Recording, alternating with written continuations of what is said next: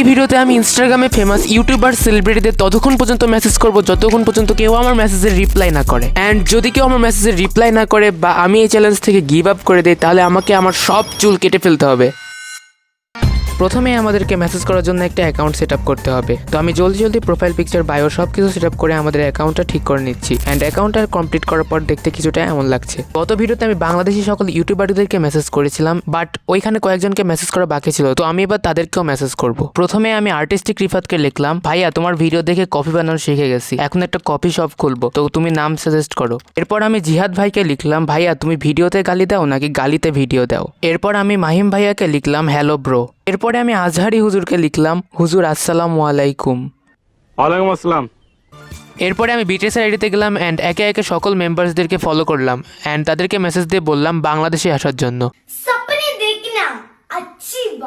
এরপর আমি ওয়াসিফ ভাইকে তার বিজনেস সম্পর্কে জিজ্ঞাসা করেছিলাম। এরপরে আমি মেসি, নেইমার, রোনালদোর মতো বড় বড় ফুটবলারদের মেসেজ করতে গিয়েছিলাম, কিন্তু বেশিরভাগেরই মেসেজ অপশন অফ ছিল, তাই অনেকে মেসেজ করতে পারিনি। এরপরে আমি মিস্টার বিস্টকে লিখছিলাম, মিস্টার বিস্ট কোলাব করবি? বাবা 10 টাকা দাও, বাবা 10 টাকা দাও, বাবা 10 টাকা দাও। এ ফকির সাল আবার কোনটা আসলে? বাবা 10 টাকা দাও, বাবা বাবা 10 টাকা দাও। এরপর আমি তালউইন্দারকে লিখলাম, আপনি কি আওয়ামী লীগ করেন?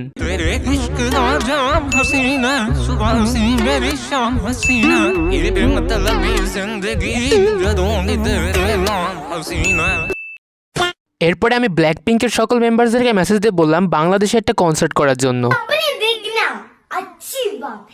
এরপরে আমি জলদি আরো কয়েকজন সেলিব্রিটিকে মেসেজ করে দিলাম, কারণ আমি ঈদের দিন মোটেও টাক্কু হয়ে থাকতে চাই না। এরপর আমি রিদওয়ান ভাইয়াকে লিখলাম, ভাইয়া এই সাবজেক্টে কিভাবে পাস করব।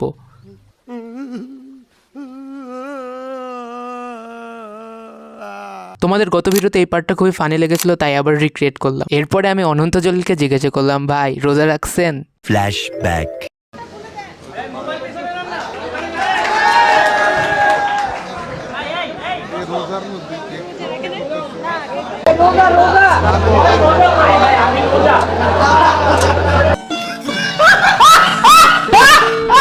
এরপরে আমি সময় টিভিকে লিখলাম, ভাই আমার সময় খারাপ যাচ্ছে, ঠিক করে দেন।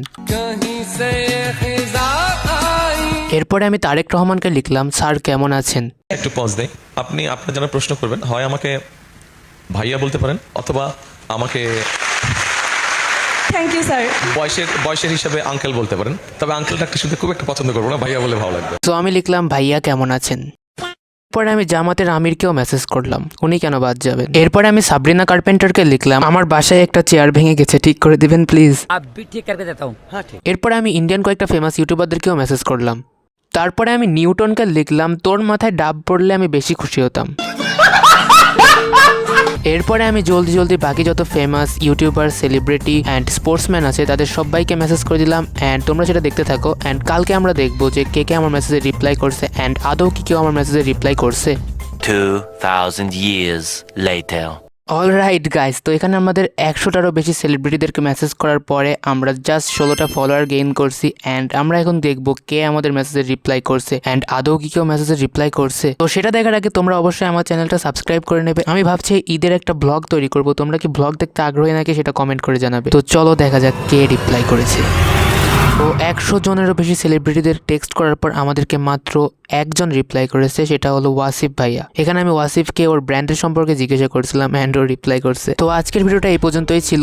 স্ক্রিনে তোমাদের সামনে একটা ভিডিও আসছে, ওইটাতে ক্লিক করো, দেখা হবে ওই ভিডিওতেই। অ্যান্ড তোমাদের সবাইকে ঈদ মোবারক। আর তোমাদের জন্য ভিডিও বানাতে গিয়ে আমার আজকে গলা বসে গেছে ভাই, প্লিজ সাবস্ক্রাইব করবা।